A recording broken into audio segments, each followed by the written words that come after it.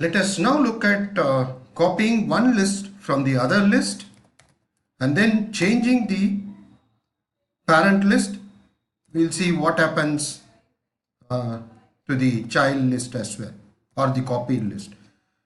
So the making one list L1 is 1427, length of 4, run it. List 2, I'm copying from list 1. Type list 2, this again the same element, that is 1427.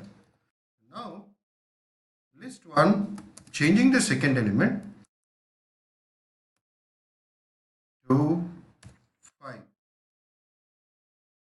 Now if I type list 1, because it is mutable, you see 1457. So now if I type list 2, what it should be, because we have initially copied list 2 from list 1.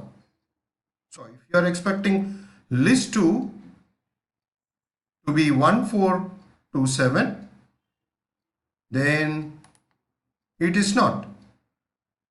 List 2 also has changed to 1457. This means the allocation list 1 is allocated with 1427 initially, and it had been stored in some memory location.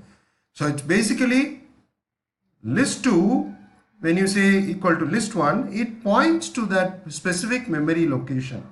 So that is why when you update the list 1, because it's a reference to that memory location, list 2 also gets updated.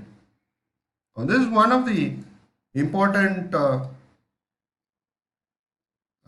important point to note as far as lists are concerned. It references that particular memory location. That is why when you update the parent list, the copied list also gets updated.